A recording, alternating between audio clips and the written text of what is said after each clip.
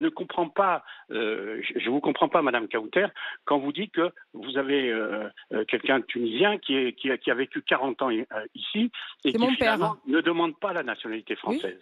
Moi, ça, je peux l'accepter, je le comprends pas, mais je peux l'accepter. Il n'y a rien de mal à ça. Mais monsieur, ça vous mais regarde pas en fait, c'est un choix personnel, ça fondamentalement, regarde le personne. droit de vote, Reconnais que ça peut paraître très paradoxal quand Non, même quand tu restes mon père 40 ans mon dans un père n'a pas pays, demandé à quand tu voter. fais des enfants Non, dans un pays, Non, mais il demande tu pas à voter travailles non dans plus, un son pays, papa. non mais que tu payes des impôts dans le pays, de pas demander la mais nationalité au non, bout de je suis 40 ans. désolée.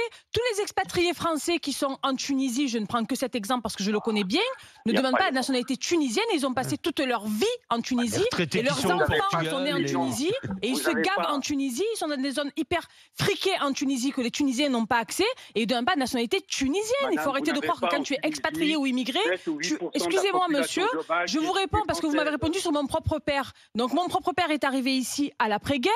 Moi aussi dans ma famille, et je ne suis pas la seule, on a payé le prix du sang pour défendre la France, le sang de mes aïeux, les oncles de ma mère qui ont laissé leurs enfants orphelines à 2, 3, 4 ans qui sont morts au front pour la France. Et quand ils venaient ici, ils ne savaient pas pourquoi ils venaient. On leur a dit de venir. Je suis allée, moi, en Tunisie. Je suis allée découvrir les campagnes qu'ils ont quittées, la misère qu'ils ont quittée. Je suis restée en immersion 6 mois pour savoir pourquoi ils étaient partis, pourquoi j'étais née en France. Moi, mon histoire, je la connais, monsieur. Mais J'ai dans fait le ces cas-là, travail elle sur est ma des deux propre. Je côtés venais de la des deux côtés de la Méditerranée. Méditerranée. Voilà. Et donc, moi, je suis désolée. Je l'ai aussi payé. Et c'est de ça qu'il s'agit, monsieur. C'est que quand ces Alors, gens qui ont cette histoire avec l'Afrique, qui ont cette histoire avec la France, ont payé le prix du sang, justement, mais sans demander la nationalité, mais qu'ils aiment ce pays parce qu'il y a des blessures indélébiles, il y a du sang qui a coulé. Pourquoi ces gens n'ont pas le droit de voter dans ce pays? Et en ce qui concerne les personnes comme mon père, et il n'est pas le seul, il a le droit d'aimer ce pays parce qu'il y est venu travailler. Je termine juste ça. Il y est venu travailler, il y a fait ses enfants, il s'est marié, il vit ici, il fait grandir ses petits-enfants, etc., etc.